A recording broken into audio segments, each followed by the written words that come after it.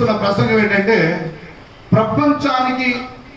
ప్రపంచం అందరూ ఎంతమంది జనాభా ఉన్నారో వాళ్ళందరూ చేసే పాపాలు 7 ఉన్నాయి.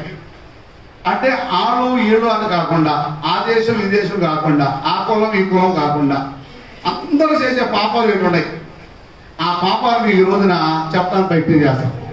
ఒక కులానికి ఉంది, ఒక కులానికి లేదు, ఒక వ్యక్తికి ఉంది, ఒక వ్యక్తికి లేదు, కాదు భార్యకు ఉంది, భర్తకు లేదనే పాయింట్ లేదు. ఇక అందరికీ ఉండేది, ప్రపంచం అందరికీ ఉండేది 7 పాపాలు. అంటే ఒక్కొక్క పాపం ఒక్కొక్క ప్రాంతంలో ఉండదు, ఒక్కొక్క ప్రాంతంలో ఉండదు కదా. ఒక్కొక్క చోట ఉండదు, ఒక్కొక్క చోట ఉండదు. అదే విషయం. అంటే ప్రపంచం 249 దేశాలు ఉన్నాయి. 249 దేశాల్లో ఉండే ఒక పాపం ఉంది, 7 పాపాలు. ఆ 7 పాపాలు చెప్తాను. 7 పాపాలు ఇప్పుడు చెప్పలేను, ఒకటి చెప్తాను, టైం ఉంటే 2 చెప్తాను, ప్రయత్నం చేస్తాను.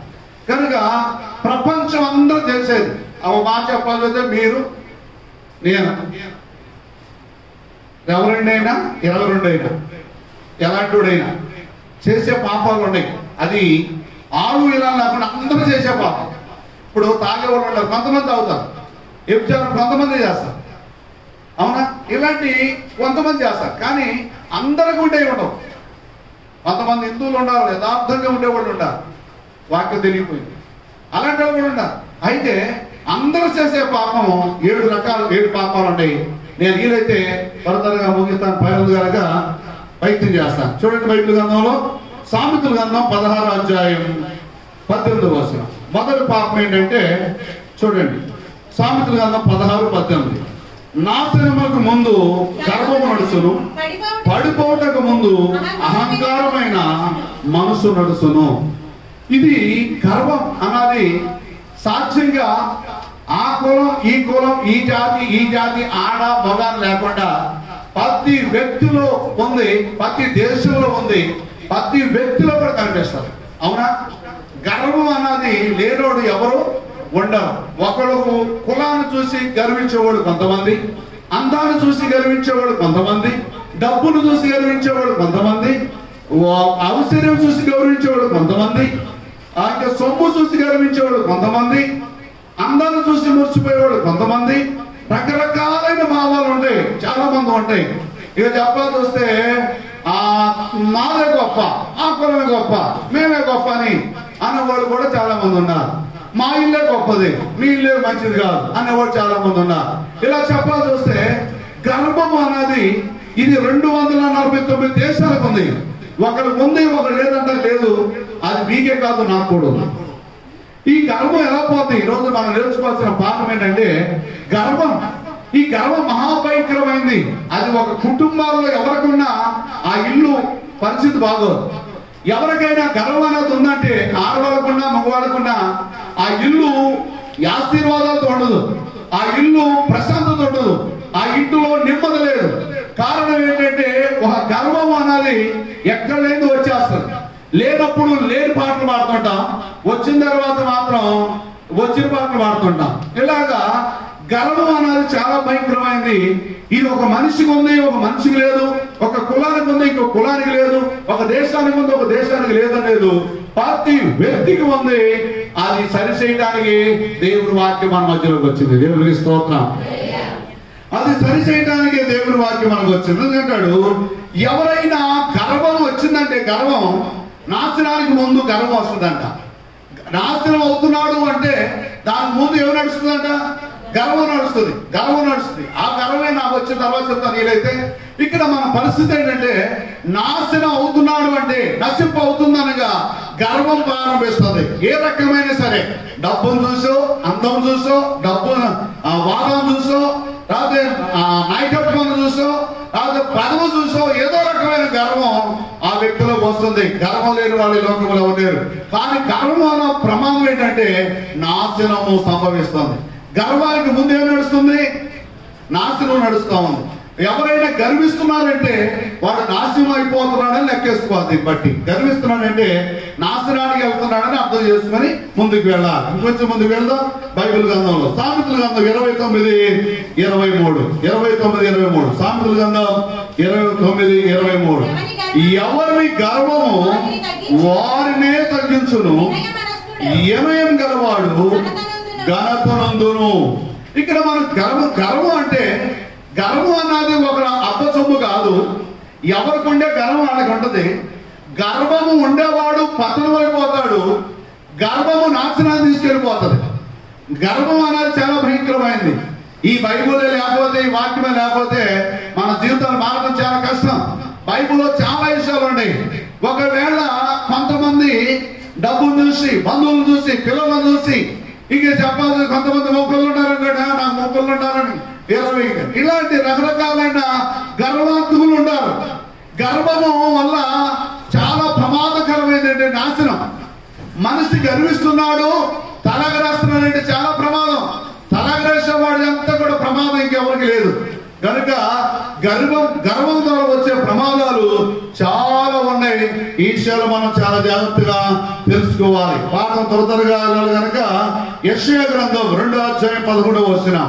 యెషయా గ్రంథం 2వ అధ్యాయం 11వ వచనం. నరులు అహంకార దృష్టి తగ్గింపబడును, మనుషులు గర్వము అనగతొక్కబడును.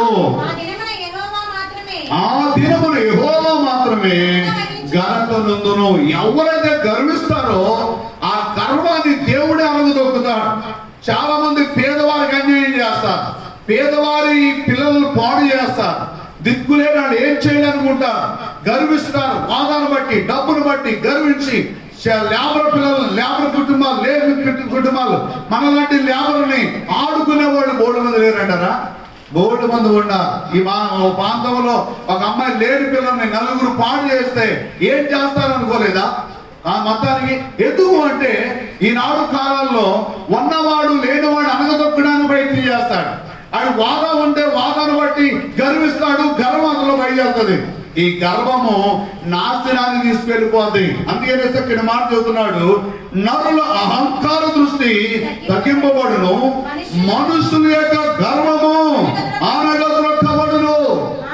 మానవుడు చాలండి, దేవుడు గర్వాన్ని అనగదొక్కుతాడు. నువ్వు ఎలాంటి వాడు అయినా, ఎంత గనుడు అయినా, కను మూసి కాలమందు రోజు ఉందని మర్చిపోకూడదు. మానవ జీవితంలో గర్వం, అహంకారం మహాభయంకరమైంది. దీని మించిన ప్రమాదం ఉండదు లేదు. మనిషి గర్వించాడంటే పతనానికి వెళ్ళిపోతున్నాడు. దేవుడు ఏం చేస్తాడు తెలుసా? గర్వించి పాపిష్టి పనులు, దుర్మార్గ పనులు చేస్తే దేవుడు ఎలాగ అడగదొక్కుతాడో ఈ రోజు మనం చూడబోతున్నాం. గర్వాంతులకు దేవుడు ఎలాంటి బుద్ధి చెబుతాడో, గర్విష్ఠులను ఎలా బుద్ధి చెబుతాడో, ఏదో చూసి మురిసిపోతున్నాడో దాన్నే అనగదొక్కేసే ఆ యొక్క దేవుడిని ఈ రోజు మనం చూడబోతున్నాం. గర్విష్ఠుల యొక్క గర్వాన్ని అనగదొక్కే. గర్వము ఉన్నవాడికి, లేనివాడికి, తక్కువడికి, ఎక్కువడు కాదు, పార్టీ వాడికి ఉంది.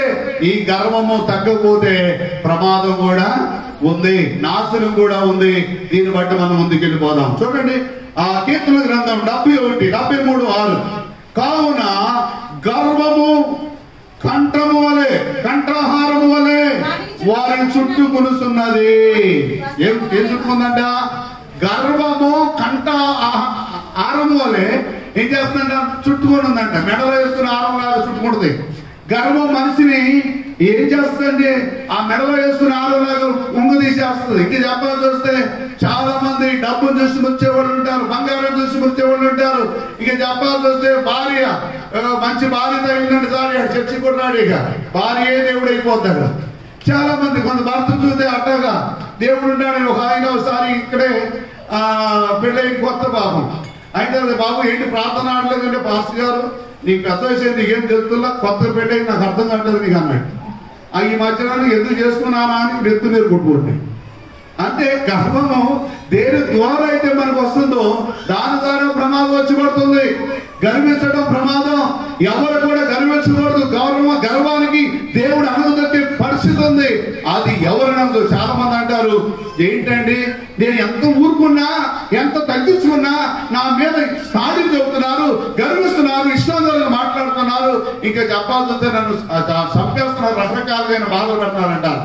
వాళ్ళ గర్వం కూడా అనగదొక్కే దేవుడు ఒక రోజు ఉంది. దేవుడు ఎవరిని వదిలిపెట్టేవాడు కాదు, గర్విష్ఠులను వదిలిపెట్టేవాడు అసలు కాదు. చూడండి బైబిల్ గ్రంథంలో సామెతల గ్రంథం 8వ అధ్యాయం 13వ వచనం. సామెతల గ్రంథం 8వ అధ్యాయం 13. యెహోవా యందు భయభక్తి కలిగియుండుట చెడుతనం అసహించునుటే, గర్వము, అహంకారము, దుర్మార్గత కుటిలమైన మాటలు నాకు అసహాయము. దేవునికి ఇష్టమైనవి కావు ఈ ఆయుధాలు. దేవుడికి ఇష్టపడడం. ఈనాడు కాలాలు మీరే కాదు, విశ్వాసులే కాదు, పాస్టర్లు కూడా రెవరెండ్ అని 22 అని గొప్ప టాలెంట్ ఉందని, కారు ఉందని, కారు కొనుక్కుంటాని, పెద్ద సంఘం ఉందని, డబ్బులు బాగా సంపాదించాలని గర్వంతో నింపబడే వాళ్ళు చాలా మంది ఉంటారు. అవసరం వస్తే రౌడీని తీసుకొచ్చి చంపించేస్తానంటాడు, రౌడీని తీసుకొని చంపేస్తానంటాడు. రౌడీని తీసుకురావడానికైనా మన సేవ, రౌడీలతో చంపించడానికైనా మన సేవ. ఏమి చూసి మర్చిపోతున్నారు ఈనాడు కాలాలంటే డబ్బు చూసి, బంగారం చూసి, మేడలు చూసి, మిత్రులు చూసి. కానీ దేవుడు మాత్రం గర్విష్ఠులు ఎట్టు పరిస్థితులు ఊరుకోడని బైబుల్లో చక్కగా ఎవరుగా చూస్తున్నాడు. దేవుడికి నచ్చిన పనులు నేను చూద్దాం. యెహోవా యందు భయభక్తులు కలిగినట, చెడుతనమును అసహించుకునుడే, గర్వము, అహంకారము, దుర్మార్గత, కుటిలమైన మాటలు. ఏ మాటలు? ఇలా గర్వధరణ ఏమొచ్చేస్తంట? గర్వంతో పాటు ఏమొచ్చింది చూడండి, భయంకర మాటలు, అహంకారము, దుర్మార్గత, కుటిలమైన మాటలు. కుటిలమైన మాటలు అంటే ఒక మనిషిని సంపోహన చంపేస్తారు. మాటలతో చంపేసేవాళ్ళు ఉంటారు. ఇష్టాంతరం మాట్లాడుంటారు. నీ బతుకు నాకు తెలుసు, మీ అమ్మ బతుకు నాకు తెలుసు, మీ బాబు బతుకు తెలుసు. ఎవరు ఇచ్చుతానికి పుట్టావు నువ్వు? ఎవరి కుటుంబాన్ని పతనం చేయడానికి పుట్టావు నువ్వు? దేవుని నామాన్ని గనపరుస్తున్నావా? బతుకున్న వాళ్ళ సంప్రదాయం పుట్టావా నువ్వు? ఎందుకు పుట్టావు? ఎందుకు పెరుగుతున్నావు? దేవుని కొరకు పెరుగుదాం, మంచి పనులు చేద్దాం, మంచి మాటలు మాట్లాడదాం, ప్రజలకు నచ్చినట్టు జీవిద్దాం. బతికిన 4 రోజులైనా పెద్దలు అంటారు, కాకయ్య కలకాలం బతికేదానికంటే అమసయ్య 6 నెలలు బతికినా చాలు. చెడ్డ పేరు తెచ్చుకొని 100 సంవత్సరాలు 150 సంవత్సరాలు బతికేదానికంటే మంచి పేరు తెచ్చుకొని కొంతకాలం బతికినా చాలు. ప్రియులారా, నేను యేసు ప్రభుని నమ్మక ముందు కానీ, కాదే నమ్మిన తర్వాత మార్పు లేనప్పుడు కానీ నన్ను ఎవరైనా పెళ్లికి పిలిచేవాడు కాదు. ఎందుకు అంటే నా సంగతి ప్రజలకు తెలుసు. ఒకసారి మా బాబాయ్ గారు వచ్చి అన్నాడు, బాబు నీకు శుభలాగా ఇస్తున్నా, పెళ్లికి మాత్రం రామాక, ఈ 200 తీసుకొని ఖర్చు పెట్టు. ఏంటి అని పెళ్లికి కూడా పిలిస్తే నాకు అహంకారం ఉండేది, తర్వాత చెప్తాను. నాలో ఒక గర్వం ఉండేది. 1 బలం, 2 యుద్ధం చేసే శక్తి, ఒక్కసారి 10 మంది వచ్చినా కొట్టగలిగిన దమ్ము. ఇలాంటి పరిస్థితి ఉండేది నాకు. ఎవడొచ్చినా సరే కొట్టగలుగుతామన్న ఒక అహంకారం నాలో వచ్చింది. ఈ అహంకారాన్ని దేవుడు ఏం చేశాడు తెలుసా? కరెంటు షాక్లో తగిలించాడు. ఎంత గర్వించానో, కండను చూసి కండ బిర్రు చూసి మోసపోయానో, ఎవరిని కొడితే నేను సాధిస్తాను అనుకున్నాను, అదే నన్ను తీసుకెళ్లి కరెంట్ షాక్ తగిలించి 1999 4 నెల 25వ తారీఖున నన్ను ఉన్న శక్తినంతా పోగొట్టేసి ఒంటిలో ఉన్న బలమంతా పోయిందంతే. కంప్లీట్ చచ్చిపోవాల్సింది, దేవుడు బ్రతికించాడు. దేవుడి సేవ కోసం. కనుక స్త్రీ అయినా పురుషులైనా పిల్లలైనా గర్వము అహంకారం ఉండకూడదు. చదువుకునే పిల్లలు ఉంటారు, ఎక్కువ మార్కులు తక్కువ వచ్చిన వాళ్ళని ఎగతాళి చేస్తారు. ఇంకా చెప్పాల్సి వస్తే ఏదైనా కొనుక్కున్నారు అనుకోండి, నేను అన్ని కొనుక్కున్నాను గర్విస్తాను. ఇలాంటి గర్వము, ఈ అహంకారం అనేది చాలా ప్రమాదకరమైంది. అది దేవునికి నచ్చని పని, దేవునికి నచ్చని. ప్రపంచంలో అందరూ చేసే పని ఇది. కానీ కొంతమందిని మీకు పరిచయం చేస్తా ఈ రోజున, కొంతమందిని పరిచయం చేస్తా. చూడండి, దానియేలు గ్రంథం 4:37 ఇలాగూ నెబుకద్నెజరు నేను పరలోకపు రాజు యొక్క కార్యములను సత్యములను ఆయన మార్గములు న్యాయమైన ఉన్నవని ఎరుగుదును.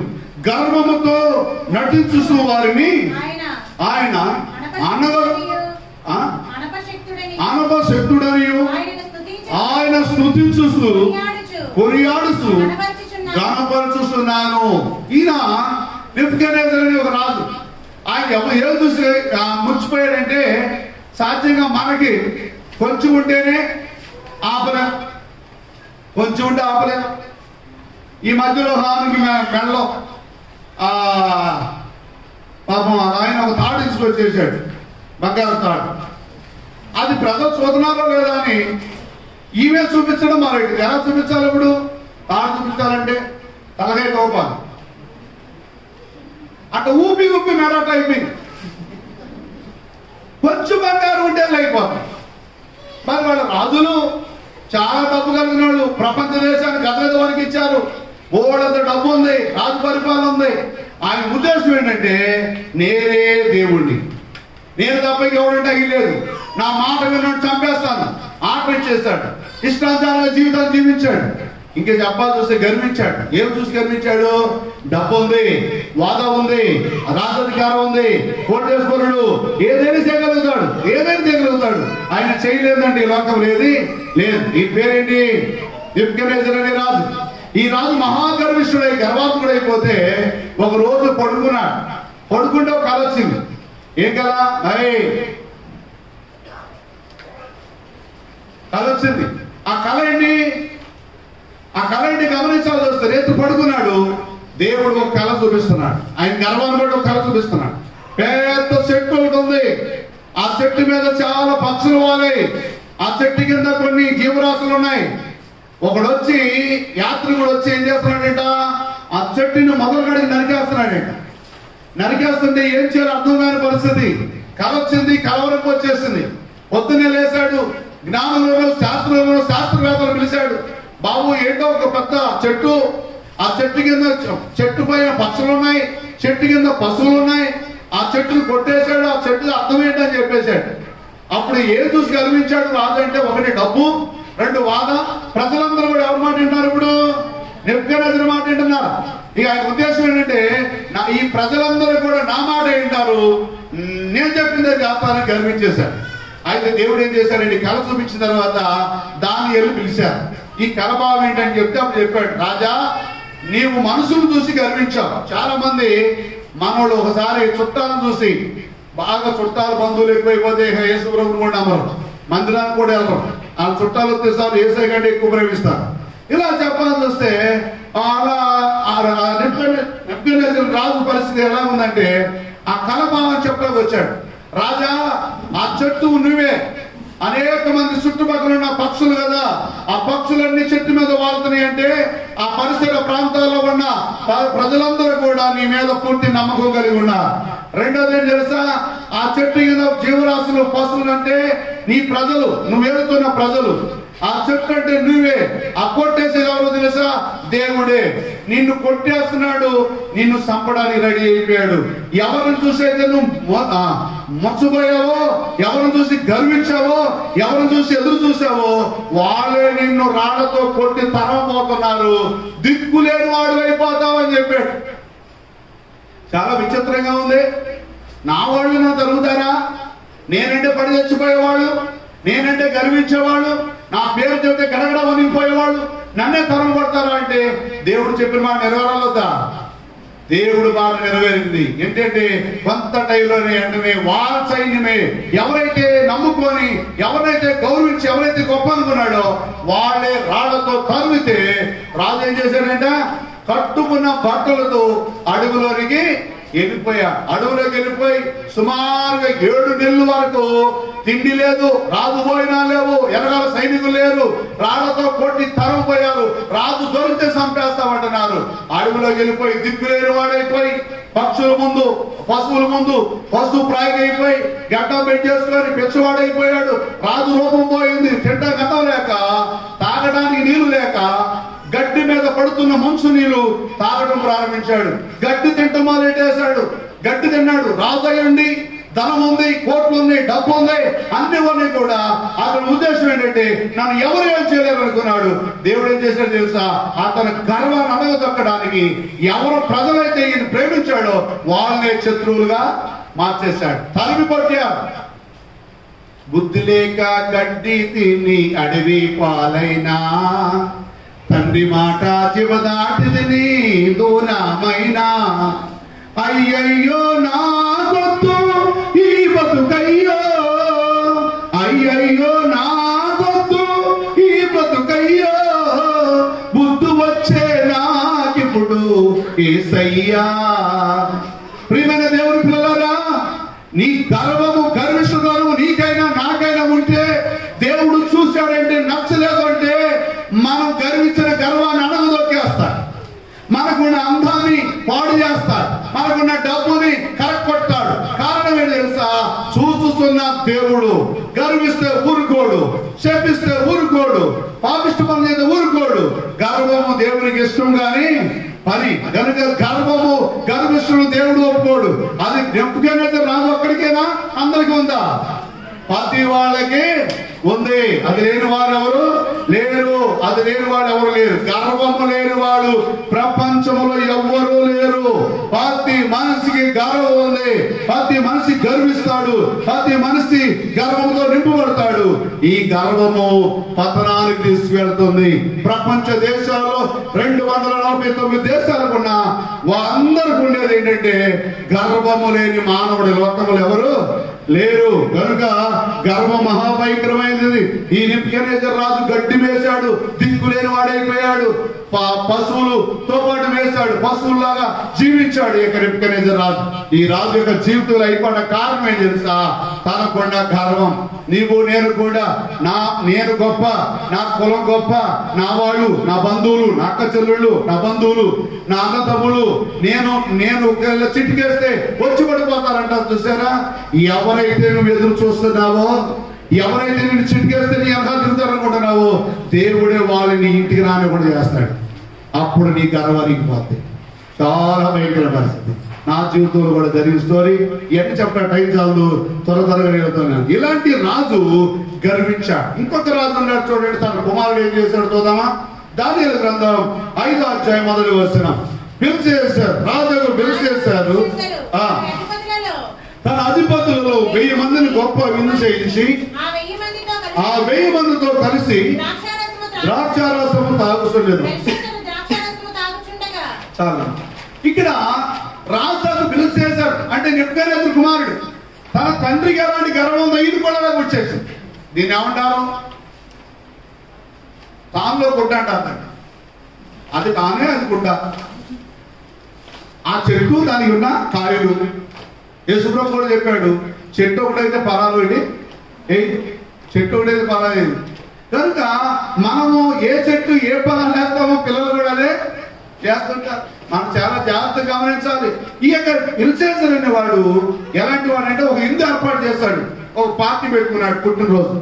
1000 మందిని పిలిచాడు. చాలా మంది పిలిచాడు. వచ్చారు, 1000 మంది వచ్చారు. ఎవరు వాళ్ళు? 1000 మంది అంటే మహారాజులు, రాణిలు, అధికారులు, గొప్ప గొప్ప పేరు గలవారు. వీళ్ళందరూ కలిసి మందు ఏర్పాటు చేసుకున్నారు. మందు తాగుతున్నారు. ఈ తాగుతున్న సమయాల్లో వాళ్ళకి తాగడానికి పాత్రలు లేవు. ఇప్పుడు ఈ పాత్రలు ఇంట్లో తెచ్చుకోవచ్చు, అది బయట కొనుక్కొని తెచ్చుకోవచ్చు. ఇప్పుడు ఏం చేస్తున్నాడు? యెరూషలేములో ఉన్న దేవాలయంలో ఉన్న సొమ్ము తీసుకొచ్చి వారి గుళ్ళో పెట్టారు. చాలమ్మా.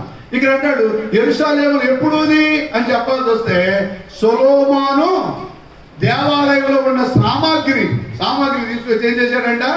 అవి తీసుకొచ్చి యుద్ధం చేసి వాళ్ళు ఓడించి ఆ సొమ్మంతా తీసుకొచ్చి వాళ్ళకున్న దాగోను గుళ్ళో పెట్టారు. ఆ వస్తువులు దాగోను గుళ్ళో పెట్టారు.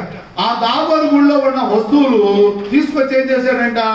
ఉపపత్నులకి పోసి అందరూ తాగిస్తుంటే అక్కడ చాలా మంది అనుకుంటారు, ఈ దేవుడి సొమ్ము అయ్యా, ఇది యెహోవా సొమ్ము, మనం దొంగిలించి అక్కడ పెట్టాము, ఇది ప్రమాదం అని అంటారు. అయినప్పుడు కూడా రాజు నేను నా ఆర్డర్. ఒకసారి ఇంట్లో ఒకసారి వార్నింగ్లు ఇస్తుంటారు కదా చాలా మంది. నేను నా ఆర్డర్, నా మాట చెప్తే సరే, రాకపోతే నేను ఎంత చేస్తా అంటుంటారు. కొంతమంది ఆడవాళ్ళు కూడా ఇస్తున్నారు. ఈ మధ్య మగవాళ్ళే కాదు, ఆడవాళ్ళు కూడా ఇస్తారు. చాలా మంది ఆడవాళ్ళు వార్నింగ్లు కూడా తీసుకుని పోతున్నారు. చాలా మంది వార్నింగ్. ఉంటే ఉండు, రాకపోతే పోతే పో. ఎన్టీ రామారావు లాగా ఉంటే ఈ ఊళ్ళో ఉండు, పోతే నీ దేశం పోరన్నట్టుగా ప్రతి వాడు కూడా అలా అయిపోయారు. కుటుంబాల మీద ఆశ లేదు.